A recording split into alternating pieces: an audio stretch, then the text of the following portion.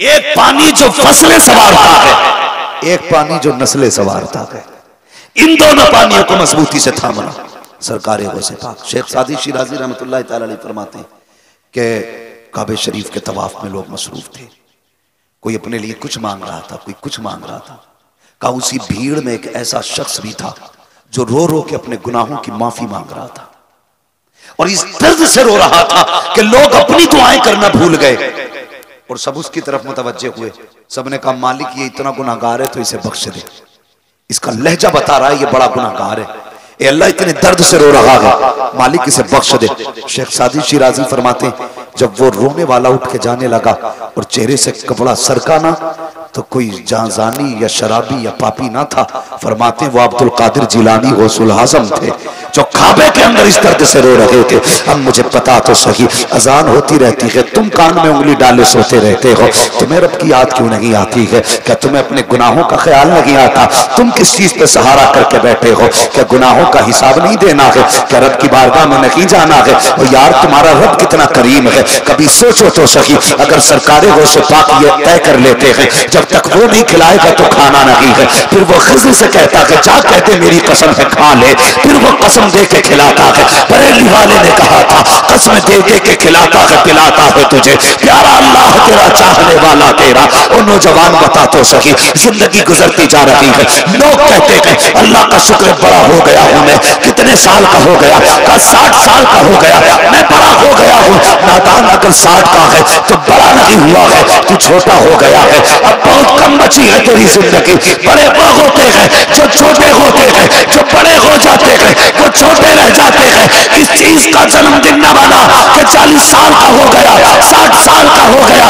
एक न काट, अगर उम्र 60 साल आ गई है, आंसू निकाल ले, मुसल्ला बिछा ले, रब को रो के दिखा दे, कहते मालिक पापों में जिंदगी गुजरी है, अब तो राजी हो जा।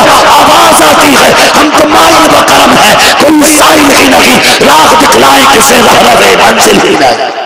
नारे तकबीर, नारे रिसालत, फैजान सरकार गौसे पाक, फैजान आला हजरत। सारे बुजुर्ग रोते रहे और यहाँ पीर को रोटी खिलाओ तो रोटी यहाँ खा रहे और नमाज पढ़ने मदीने शरीफ जा रहे। ऐसे बेवकूफ मुरीद होते हैं बाहर खड़े होकर कहते हैं हजूर मदीने में है, और जबकि हजूर खर्राटे ले रहे हैं। हालत है, डरो अल्लाह से, आखिरत की तैयारी करो। वो इतना करीम है ना, इतना करीम है। वो कहता चल 60 साल गुजार लिए तूने ना मेरी नाफरमानी में, अब भी लौटा, अब भी लौटा। हिसाब नहीं लेना है मुझे, बस मुझे 2 आंसू गिरा के दिखा दे, मैं तेरे 60 साल के गुनाहों पे अपनी बख्शिश का कलम फेर दूंगा। गए हम उसकी चौखट पे पलट के, गए हम उसकी बारगाह में। सोचो तो सही वो कितना प्यार करता। वो पूछा था किसी ने, किसी से बता तू जन्नत में जाएगा कि जहन्नम में? उसने कहा जन्नत में। कहा बड़े दावे से कह रहा है? कहा हाँ। कहा क्यों, ये इतना मजबूत दावा कैसे?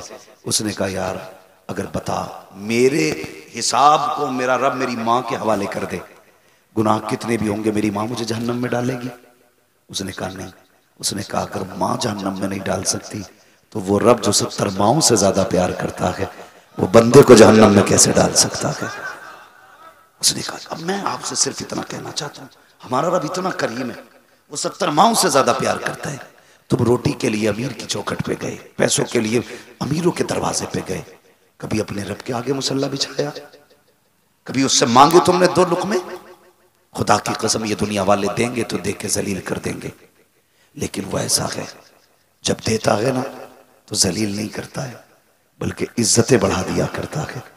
और कहता अगर तुम्हें ऐसे ना मिले ना तो फिर मदीने आ जाना मेरे महबूब की चौखट पे, वहां बैठ के मांगना, और फिर जब वहां से मिलेगा हुजूर क्या देते हैं, कौन देता है देने को मुँह चाहिए, देने वाला है सच्चा हमारा नबी, उनकी सखावत मंगतों का हाथ उठते ही दाता की देन थी, दूरी कबूल और अर्ज में बस हाथ भर की है। गुनाहों से तौबा करो, बचो और निकलो गुनाहों के दलदल से, रब को राजी करो। आज भी मौत आ सकती है, कल भी मौत आ सकती है, वक्त का कुछ पता नहीं है, कब सांसों की माला टूट जाए और ये सांसें मोती बन के बिखर जाएं। कुछ नहीं पता है। हादसे हो रहे हैं, नौजवानों चलते फिरते एक्सीडेंट हो जाते हैं, रोड से चिपक जाते हैं लोग, पहचान नहीं होती है तो फिर आधार कार्ड बताता है क्या होना, ये चेहरे ऐसे बना लो, आधार कार्ड ना हो तुम्हारे चेहरे की वजाकता बना बता दे ये लवारिस नहीं है, ये मदीने वाले का गुलाम लेटा हुआ है। ऐसा अखलाक अपना बनाओ, ऐसा किरदार अपना बनाओ। हमारे बुजुर्गों की जिंदगी आप देखिए, पूरी जिंदगी सरकार गौसे पाक ने 40 साल तक, कितने साल तक? 40 साल तक इशा के वुजू से फजर की नमाज पढ़ी। इशा के वुजू से फजर की नमाज जाते हम लोग, जाते मस्जिद में, सोचो तो सही क्या बनना है हमारा, क्या होगा हमारा। अल्लाह से रिश्ते मजबूत करो, ताल्लुकात मजबूत करो। हमारी सबसे बड़ी पावर वाली चीज सजदा है और यही हमारे पास नहीं है। लिहाजा सजदों के आदी बने, नमाजों के पाबंद बने और अपने रिश्ते अल्लाह और उसके रसूल से जोड़ें। कोशिश ये करें कि हम अल्लाह वालों के करीब बैठा करेंगे, उलमा के करीब बैठा करें, तज़किया नफ्स करें, अपने आप को संवारें, अपना ज़ाहिर भी संवारें, अपना बातिन भी संवारें। अमीर बनना चाहते हो, गरीबों को खिलाया करो। जन्नत में जाना चाहते हो, अपने आमाल को अपने आंसुओं के पानी से धुला करो। कभी रात को उठ के रब को आवाज दिया करो, कभी दिन में मसल्ले बिछा लिया करो, कभी आवाज दे के अपने रब की रहमतों के दरवाजों को दस्तक दिया करो। खुदा की कसम अगर वो राजी हो जाएगा तुम्हारी दुनिया भी कामयाब हो जाएगी, आखिरत भी कामयाब हो जाएगी। ये चौथा मेरा मैसेज था कि इंशाअल्लाह अज़ीज हमें अपने गुनाहों का मुहासबा भी करना है, अपने गुनाहों से तौबा करनी है, अल्लाह और उसके रसूल की रजा के लिए जिंदगी गुजारनी है। भले ही हम फाके से रह जाएं लेकिन अल्लाह की मखलूक को परेशान नहीं करेंगे। बोले इंशाअल्लाह। ये सारे मैसेजेस आज के आप याद रखिएगा। फरमाएगा या अय्युहल्लज़ीना आमनू कू अनफुसकुम व अहलिकुम नारा, ए ईमान वालों अपने आप को और अपने घर वालों को जहन्नम की आग से बचाइए। याद रखिएगा जब सिर्फ फिलिस्तीन के लिए दुआ करने से काम नहीं चलेगा, उसके लिए आप जितना जो कुछ हो सके कीजिएगा। और यहूद और नसारा की हर चीज से, इनकी तरीके से, अखलाक से, जो इन्होंने लिबास दिया है उससे भी हमें बचना है। जिनके चेहरों पे दाढ़ियां नहीं है वो दाढ़ी रख के बता दो हम हुजूर वाले हैं, यहूद और नसारा की तरह नहीं है। कुर्ते पजामे पहनना शुरू कर दो और ऐलान कर दो हमें यहूदियों वाला लिबास नहीं चाहिए, हमें मदीने वाले मुस्तफ़ा वाला लिबास चाहिए। ये हर तरीके से हमें इनसे नफरत करनी है, हर तरीके से हमें इनसे बचना है। ऐ ईमान वालों अपने आप को और अपने घर वालों को जहन्नम की आग से बचाओ। सारी बातें मेरी जहन में रखिएगा। माँ बाप की इज्जत करनी है और किसी का हक नहीं खाना है और गुनाहों से तौबा करनी है, अपने रिस्क में दूसरों का हिस्सा रखना है। ये सारा अमल बगदाद वाले गौसुल आज़म का है।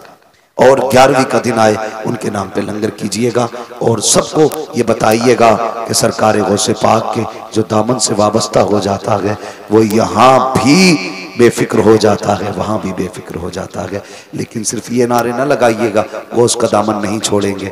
जब बात गौस की आया करे तो कहा करो नमाज नहीं छोड़ेंगे, ज़कात नहीं छोड़ेंगे, हज भी करेंगे इंशाअल्लाह अज़ीज़। अल्लाह और उसके रसूल के फरमान के मुताबिक अपने चेहरों को सजाएंगे, करेंगे इंशाअल्लाह ये सारे काम।